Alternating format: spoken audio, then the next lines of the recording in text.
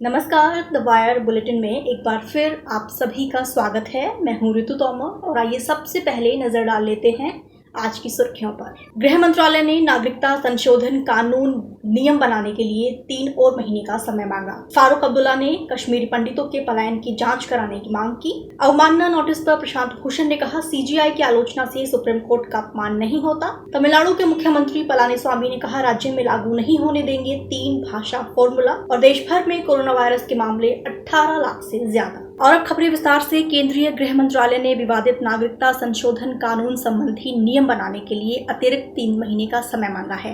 इस संबंध में आवेदन दरअसल विधान संबंधी स्थायी समिति से संबंधित विभाग को सौंप दिया गया है। दरअसल नियम कहता है कि किसी भी विधेयक को राष्ट्रपति से मंजूरी मिलने के 6 महीनों के भीतर उससे संबंधित नियमों का बनाया जाना जरूरी है। ऐसा नहीं होने पर अतिरिक्त समयावधि के लिए मंजूरी लेना आवश्यक है। दरअसल 8 महीने पहले इस विधेयक को संसद से मंजूरी मिल चुकी है। 12 दिसंबर 2019 को राष्ट्रपति ने इस पर हस्ताक्षर कर दिए थे।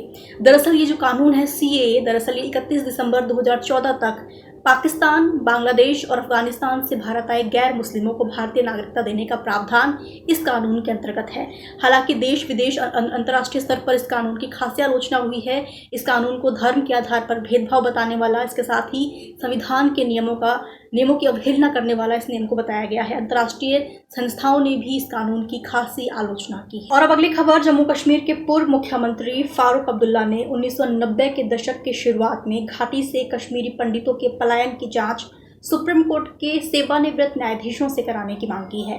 दरअसल एक वेबिनार के दौरान सवालों का जवाब देते हुए फारूक अब्दुल्ला ने कहा कि कश्मीरी पंडितों के बिना कश्मीर अधूरा है। उन्होंने कहा कि कश्मीरी पंडितों की घाटी वापसी के लिए वो किसी भी प्रक्रिया का समर्थन करेंगे। दरअसल फारूक अब्दुल्ला ने कश्मीरी पंडितों के पलायन के लिए तत्कालीन राज्यपाल जगमोहन को जिम्मेदार ठहराते हुए कहा है कि जगमोहन ने ही झूठा वादा देकर कश्मीरी पंडितों को घाटी से बाहर निकाला था। उन्होंने वादा किया था कि वो 3 महीने में कश्मीरी पंडितों को वापस घाटी में बुला लेंगे, लेकिन ऐसा नहीं हुआ। आपको बता दें, इसके बाद फारूक अब्दुल्ला ने कहा कि दरअसल इस मामले की जो जांच है वो सुप्रीम कोर्ट के रिटायर्ड न्यायाधीशों के एक दल द्वारा की जानी चाहिए और इस मामले की रिपोर्ट का इंतजार करना चाहिए, क्योंकि इस रिपोर्ट के आने के बाद बहुत सारे जो भी युवा कश्मीरी पंडित हैं उनकी बहुत सारी आशंकाएं दूर हो जाएंगी, क्योंकि उन्हें पता चल जाएगा इस रिपोर्ट के आने के बाद कि कश्मीरी पंडितों के घाटी से पलायन करने में कश्मीरी मुसलमानों का कोई हाथ नहीं था। आपको बता दें कि पिछले साल 5 अगस्त को केंद्र सरकार ने जम्मू कश्मीर का विशेष राज्य का दर्जा समाप्त कर उसे 2 केंद्र शासित प्रदेशों में बांट दिया था। और अब अगली खबर। सुप्रीम कोर्ट में आपराधिक अवमानना की कार्रवाई का सामना कर रहे वरिष्ठ वकील प्रशांत भूषण ने दरअसल अदालत में हलफनामा दायर करके कहा है कि देश के मुख्य न्यायाधीश की आलोचना करने से ना तो सुप्रीम कोर्ट का अपमान होता है और ना ही सुप्रीम कोर्ट का मान इससे कम हो जाता है। इस हलफनामे में प्रशांत भूषण ने कहा है कि देश के मुख्य न्यायाधीश को सुप्रीम कोर्ट समझ लेना या फिर सुप्रीम कोर्ट को देश का मुख्य न्यायाधीश समझ लेने से देश के जो सर्वोच्च न्यायालय की संस्था है ये उसे कमजोर करता है।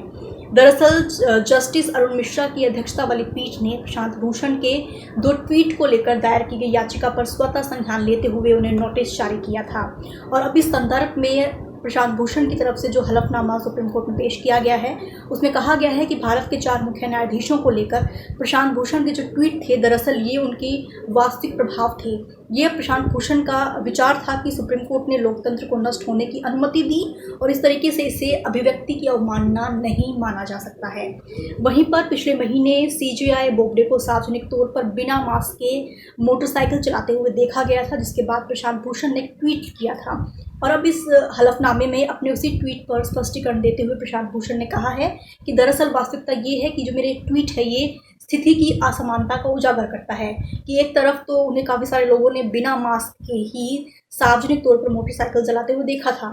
एक तरफ सीजेआई कोरोना के डर से अदालतों को लॉकडाउन में रखते हैं, जबकि दूसरी तरफ वो बिना मास्क के सार्वजनिक तौर पर मोटरसाइकिल चलाते हुए देखे गए हैं। और अब अगली खबर। तमिलनाडु के मुख्यमंत्री ई पलानीस्वामी ने नई राष्ट्रीय शिक्षा नीति को लेकर निराशा जताते हुए कहा है कि तमिलनाडु में 3 भाषा के फॉर्मूले के बजाय 2 भाषा की नीति जारी रहेगी।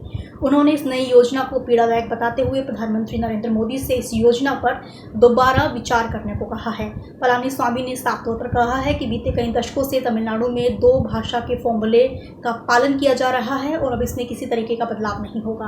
आपको ये भी बता दें कि पलानीस्वामी का ये बयान दरअसल केंद्रीय शिक्षा मंत्री डॉक्टर रमेश पोखरियाल निशंक के उस बयान के एक दिन बाद आया है, जिसमें निशंक ने कहा था कि केंद्र सरकार किसी भी राज्य पर कोई भी भाषा थोपेगी नहीं।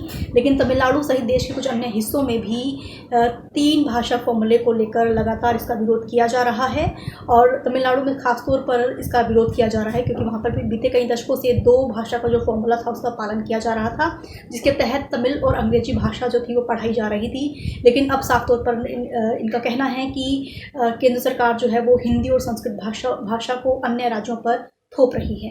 और अब बुलेटिन की आखिरी खबर, देश में बीते 24 घंटों में कोरोना वायरस के 52,972 नए मामले सामने आए हैं, जिसके बाद देश में कुल मामलों की संख्या 18 लाख से ज़्यादा बताई जा रही है। वहीं पर अब तक देश भर में कोरोना वायरस से 38,201 लोगों की मौत हुई है।